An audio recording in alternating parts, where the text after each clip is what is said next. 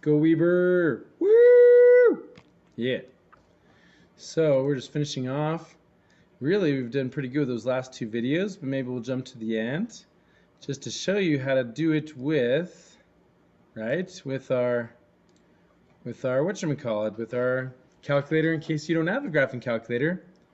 I'll put this link probably in the assignment. That'll help you. And so here we go. So what salary is 2 standard deviations above the mean? What salary is 2 standard deviations above the mean? Well, they give you the mean of 35,512 and the standard deviation of 3,250. So what salary is 2 standard deviations above the mean? You're just going to add 3,250 twice. So you're going to take the average, 3,5,512, and you're going to add it with the 3,250, add it with the 3,250, and so 42,012 is 2 standard deviations above the mean. So that's how we do that one. Nice. And then scrolling down, let's see here. So let's do what is the probability that a first-year teacher makes a salary between 35,000 and 42,000? So now we can, if we don't have a calculator, we can go ahead and just put the average in here. Oh, that's the lower bound, upper bound. Sorry, I put the mean right here. So the mean they give us is 35,512.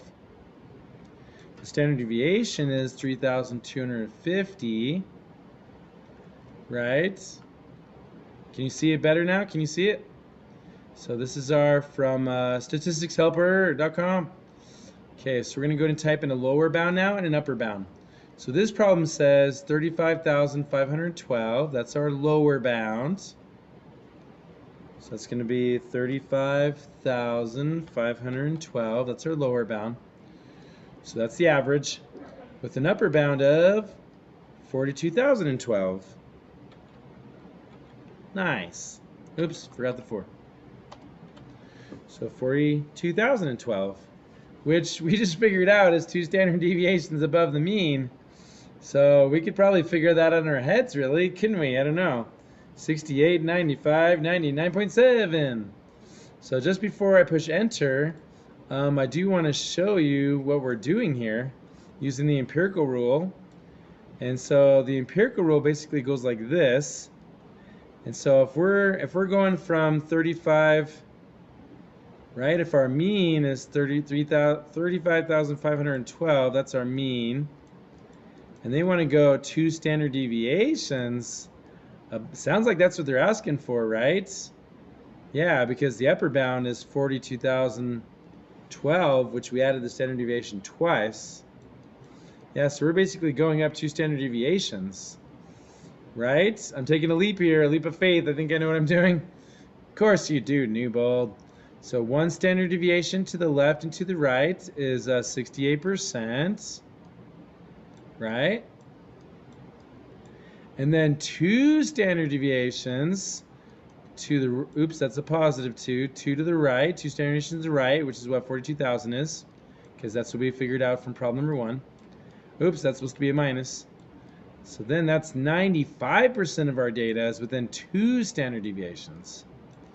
And so we're basically taking 95 and cutting it in half, right? Yeah, because we're going from the mean, X bar, we're going from the mean, let's use a different color. So we're going from the mean, X bar, to 2 standard deviations above that mean, where the mean counts as 0, if it's standardized. So then we're looking for 95 cut in 2. Let's see if we got it right. Let's see if we got it right. Okay, so we're going to push enter, calculate. And so that's going to give us, here we go, 0.4772, which is basically half of our 95%. Yeah, nice. Close enough. So 0.04772, which is half of the 95. So that was this one. So 0.4772, can we find it? Aha!